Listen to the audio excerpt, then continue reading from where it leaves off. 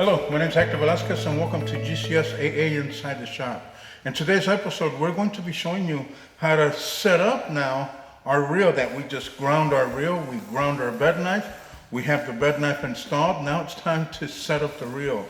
All right, so I'm just going to ease my reel down on this reel setup that I fabricated a while back. So the idea is we need to bring our bed knife tight up against the reel and then make our adjustments from there. So I'm going to go ahead and grab my little wrench here, and I'm going to start adjusting the towers counterclockwise, and that's going to be bringing in the bed knife to my reel. Now, we want to do it evenly. We don't want to damage the bed knife, and the idea is to bring this bed knife up against the reel. And I usually don't go too tight.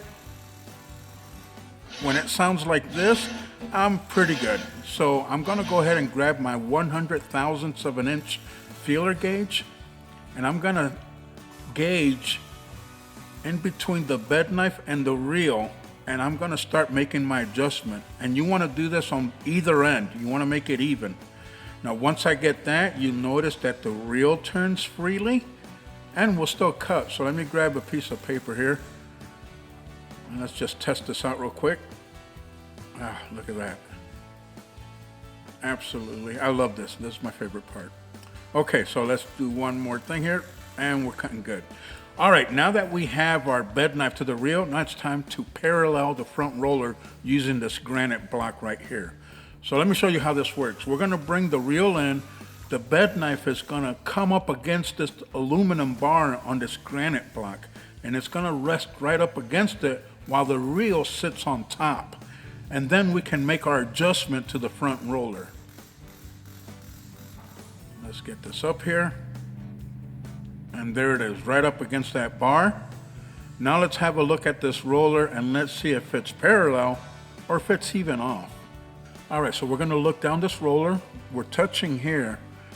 Now notice there's a gap on the other end. So that means that roller is not parallel with the reel. So let's go ahead and verify that. You know, you can use a feeler gauge. John Deere recommends no gap greater than 200,000ths of an inch. And clearly we got more than that on this side. So we're gonna make this adjustment using their eccentric bolt. Let me show you what's happening here. I'm gonna remove this lock nut real quick, our locking bolt. Now this is their eccentric bolt, adjustment bolt. You notice the hole is off-centered a little bit. So as you turn that, that will actually raise and lower that roller. And this is how we're able to parallel the roller to the reel. Now as I'm turning it, you notice how the reel is kind of raising. Now I like keeping all my reels the same. So what I'd like to do is on one side, position it to as low as that roller will go on that cutting unit. Lock that down and then make my adjustment on the other side. And I'll perform this same task on all my cutting units, keeping them all the same. All right, let's lock this down real quick. Now let's make our final adjustment on the other side. We're gonna loosen up our hex bolt and start turning our eccentric nut.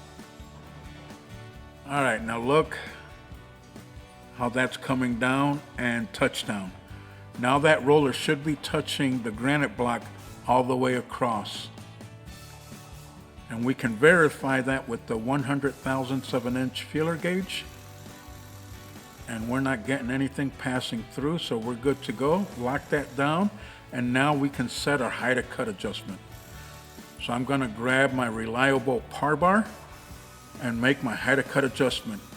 Now, if you have a big way to go to rise or lower, John Deere has this crossbar that you're able to make your adjustment at once. Now what I like to do is to remove this bar to make my final adjustments and get either end evenly. Our target is 130. There we go. Come to the other side and make the adjustments there. And our cutting unit is ready for cutting. I want to thank you for joining me here today on GCS AA Inside the Shop, where we're helping technicians one wrench at a time.